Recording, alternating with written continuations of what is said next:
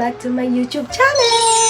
So ngayon may bago na naman tayong video. Ito yung kung paano ako nagtitrim ng buhok. Since mahaba, kailangan ko na naman siyang itrim. Ang dami na naman yung dry.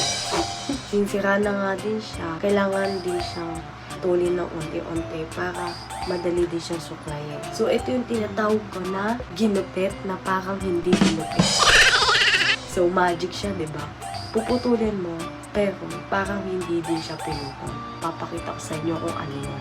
Napanood ko lang din ito sa YouTube. Tapos, nung tinry ko siya, na-amaze ako kasi ang galing. So ngayon, ipapakita ko sa inyo kung paano ko siya gagawin. Bago muna pala ang lahat, ang kailangan natin gamitin ay ang batang, supply, mga tali. Ito lang ang mga kailangan na gamitin. So papakita ko sa inyo kung gaano nakahaba ang buhok ko.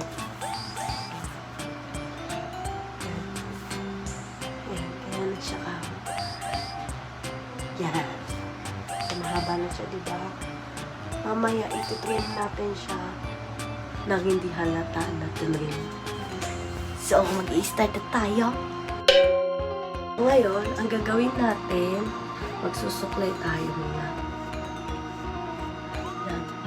Ba? Medyo matigas na siya kasi grabe yung ulo. Magpipink na siya. Itatali natin siya. Ako sila ako.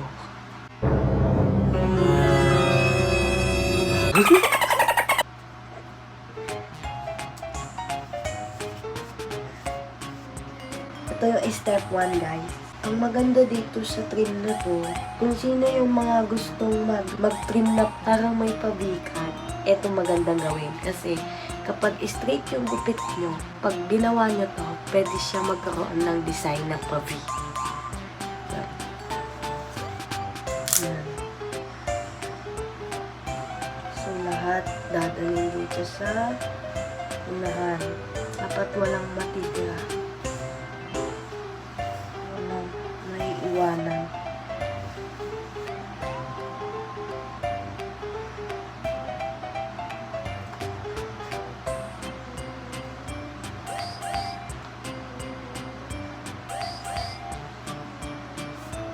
So, ganyan siya.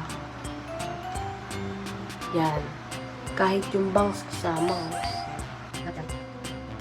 Yeah. Wow! Fantastic baby this! G-Dragon. After neto, nalagyan nyo ng plastic ko dito. O sa nalagyan.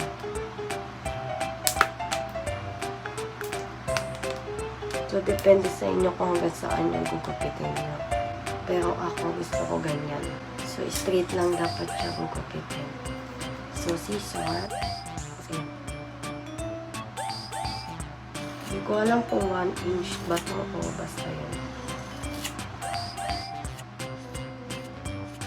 Okay.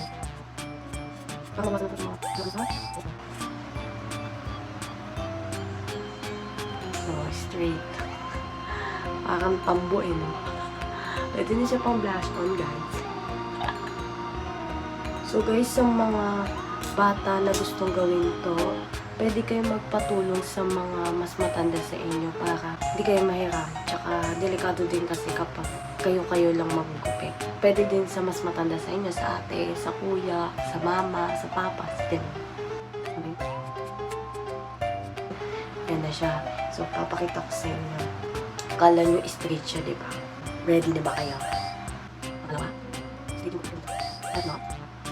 So, talaga. Ito. Okay. Tada!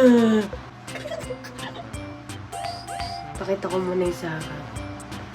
So, ganyan siya. Diba? Walang nangyari.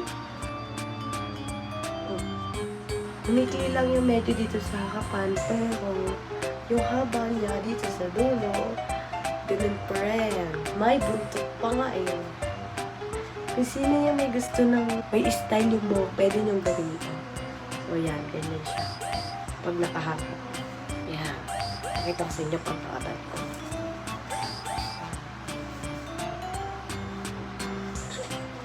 Magic. Ang galing. So, hindi siya pa straight.